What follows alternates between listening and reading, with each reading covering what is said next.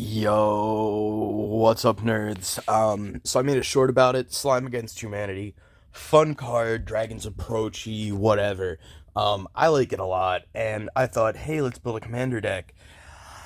Not really remembering the fact that uh, we usually go by mid price, I believe. Yeah, mid price. So they're about 330 a card. So just by playing 25 of them, that runs the deck up about $80, which really that's not great. That's not budgety. So this isn't a super budget. This isn't a deck to the future. I'm just building a fun little slime deck. Probably gonna call it like Slime Time or something. Um, I'm just gonna show you how it works. Spoiler: it doesn't really work that well. I'm a terrible deck builder, I think.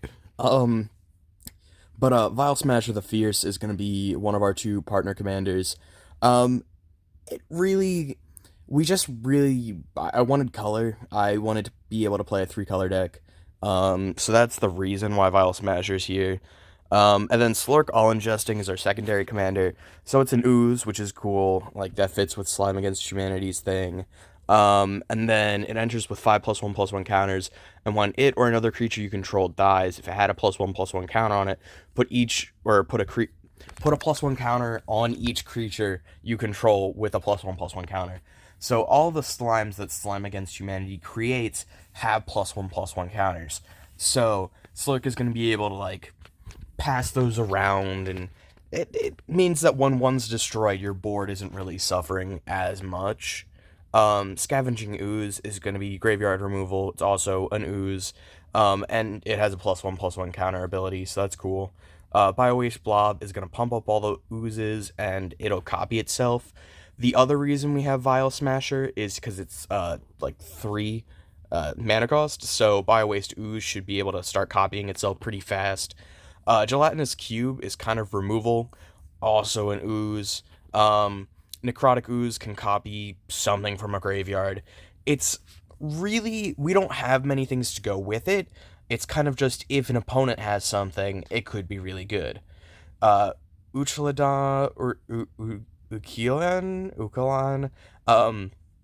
So its power and toughness, or its power will be equal to the number of oozes, and then you get to create copies of it by exiling cards from an opponent's graveyard, which is just really good. Ave enters with a +1/+1 counter on it for each other ooze you control. Goes with Slurk's +1/+1 counter ability. It can copy itself if you've cast other spells, and then it's an ooze for Slime Against Humanity, and or if you have oozes out with Slime Against Humanity, it'll get pretty big. Biogenic Ooze can create oozes, which is cool, and it'll put +1/+1 counters on each ooze we control, so it can just get our board pretty big. Locket of Yesterday, spells you cast cost 1 less for each card with the same name as that spell in your graveyard. So if we have, at least 2 Slime Against Humanities in the graveyard, all of them will just cost 1 green, which is pretty strong. Soul Ring for ramp. The Ozolith, this also really hurt the budget. It's $40. Maybe there's some sort of substitute I can't think of right now. But having your ooze die, and it's like a 8/8, right? Because it has 8+1/+1 counters. They'll go on the Ozolith once it dies, and then your next ooze will be I, it's gonna be really big, and really threatening. So I just had to include it. Arcane Signet.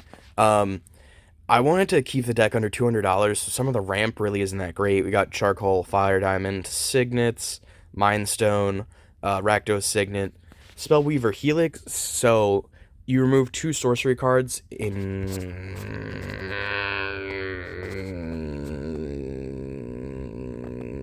Okay, Slime Against Humanity is a sorcery. We're good. I had to double check. I was really worried for a second. You remove 2 sorcery cards from the game, and when a card is played, if it has the same name as one of them, you get to cast the other without paying its mana cost. So, let's just say you exile Slime Against Humanity and Rampant Growth. Now, every Slime Against Humanity is also getting you another land, or Knight's Whisper, every slime is now drawing you 2 cards. It's There's only so many sorceries in the deck, but theoretically you should be able to exile a Slime Against Humanity. And the fun thing about Slime Against Humanity is It's 2 plus the number of cards you own in exile and in your graveyard. Um, so even if you exile it with Spellweaver Helix, you're still going to be able to count it when casting another one, which is cool. Thrumming Stone spells you control have Ripple 4, so whenever you play a spell, you can reveal the top 4 cards of your library and play any revealed card with the same name as the spell without paying their mana cost. So one Slime Against Humanity could turn into 2, 3, 4.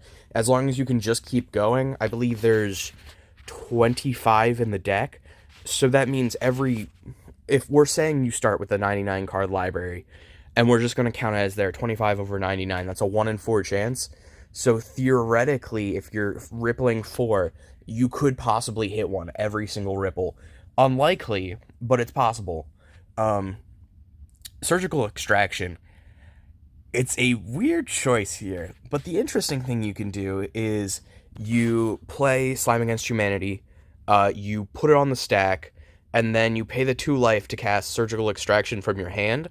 And let's just say you get, well, you have to. You get rid of the 24 other Slime Against Humanities and send them into exile. That's a 26/26 for 3 mana. Granted, if that slime gets removed, you're absolutely fucked. Your deck is crippled at that point. But, I mean, there's still a possibility if you have the Ozolith out and that slime gets removed, well, tough shit for your opponent, it's coming back. You still have other possible win cons with, like, Bio-Waste Blob or maybe Vile Smasher. Like, it's not... You're pretty fucked, but you're not dead. Abrade, Doomblade, the removal also took a little bit of a hit because the Ozolith and Slime Against Humanity came out to like $100 some just by themselves. Solidarity of Heroes can double up the number of counters on slimes or oozes, whatever. Inspiring Call will help you draw off the oozes. These should be slime. Slime's funny. So you draw for each creature with a +1/+1 counter. So this could be like a draw 3, draw 4, something like that. Invigorating Surge to double up counters. Crash Through is actually a really big piece. Those, even if you have like an 8/8 ooze or whatever, it doesn't have trample. So being able to give them trample and being able to draw a card off of it is pretty good. Scheming Symmetry for like a tutor. I mean, it's another pretty good choice for Spellweaver Helix. It could get you Spellweaver Helix. It could get you Thrumming Stone.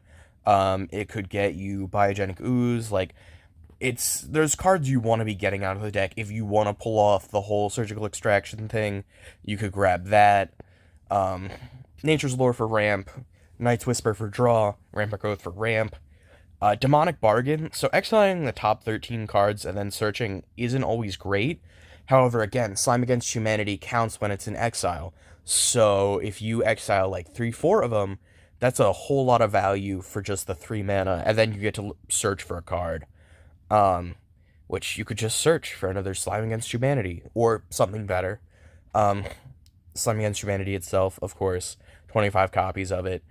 Visions of Dominance, so just for doubling up counters. Escape to the Wilds, playing an additional land is good. Again, it exiles the top 5. If you don't cast slimes, they're still there. You still get value off of them. Blasphemous Act for removal.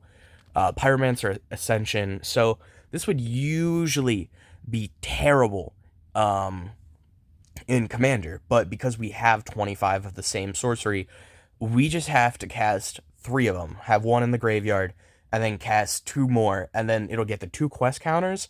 So every time we cast a Slime Against Humanity, we'll get to copy it, which is a lot of value if you're able to get to it.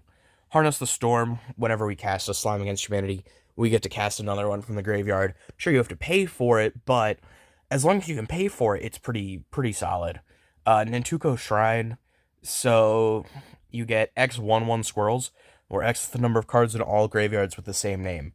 So if you have like 3 or 4 Slime Against Humanities in your graveyard, that's another like 4 tokens you're creating.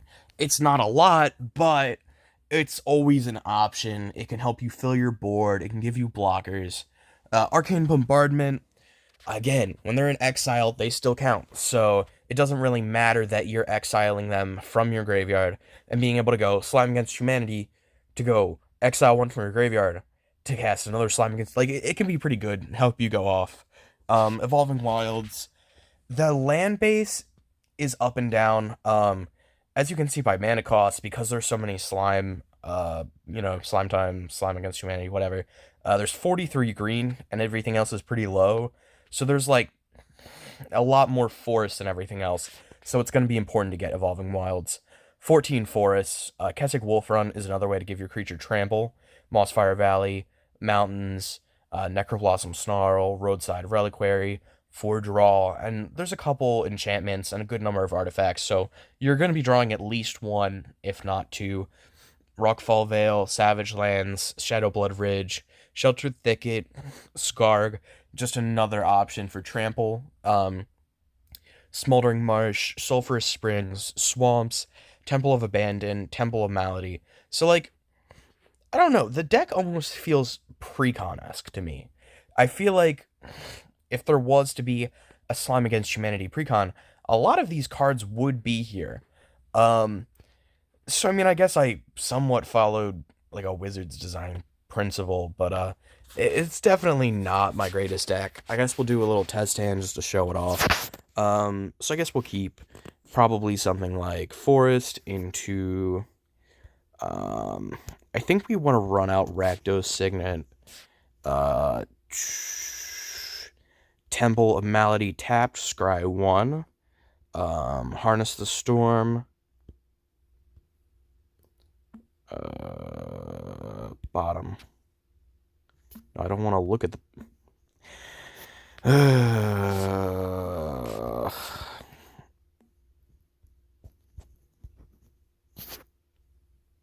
We're gonna go bottom. Boop. Okay. Doesn't matter that we know what it is. Rakdos Signet. We're gonna run out Vile Smasher. Go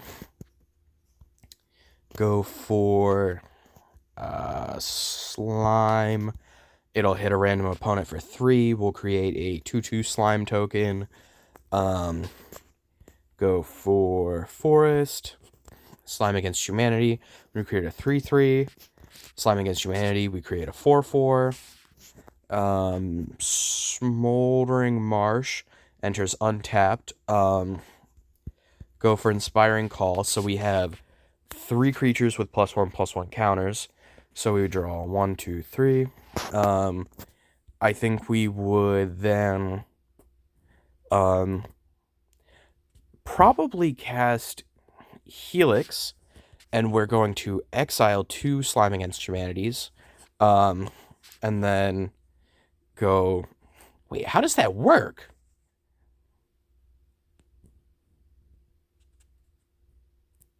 Okay, so we just create 1. Okay, cool. So Slime Against Humanity, we create a copy, so that's a 5/5, and then we would create a copy because of Spellweaver Helix, so it's a 6/6, and then we have a lot of power on the board. I think we would probably go Solidarity of Heroes. We turn the 5/5 into a 10/10, the 6/6 into a 12/12, move to turn 8, and then Slime, and then probably just start attacking. It's kind of slow. I wish I could make the deck faster, but I mean, it does what it needs to do. I mean, it's a very gimmicky deck. I've done 2 decks like this before. I did a Dragon's Approach Magda, which was about $160. But that also, like, the dragons we used were cheap. It was a very less powerful deck. And I've done a... Where is it? Is it Arkham? No way, it's Arkham. Oh, I guess it is Arkham. Yeah, so I've done an Arkham that does Persistent Petitioners, and you, like, sacrifice an artifact to find Thrumming Stone, and then you try and go off like that. Definitely, they're, like, gimmicky decks, but I think they're a lot of fun. I think it's a good time to build. I think you should try and build your own Slime Against Humanity deck. I think it's an interesting way to think about deck building when you have to think about, okay, so how many of this one card do I want? What can I do with this one card? how do I make it work in a deck? Especially when you have to fit in removal and other creatures just in case, and um, you know, there's so many limiting factors. Maybe the deck would have been better as mono green. Who knows? But I think it's an interesting deck building exercise, and I think you should try it out. That being said, this has been MTG Man signing off. Like, subscribe, all that shit. Not that I really care. I'm just kind of doing this for fun. And I appreciate all of you guys who've been watching recently. The support on my shorts. I got a couple views on the Secret Lair reveal, like review. Um, and we hit 25 subscribers. I don't know how I'm going to celebrate that, but I think it's a pretty big deal, at least for a small channel like mine. So, let me know. You got any ideas? Is there like a deck tech you guys want to see for 25 subs? I don't know. Just let me know in the comments. There was 25 Slime Against Humanities. Maybe this was the deck tech. But anyway, see you in the next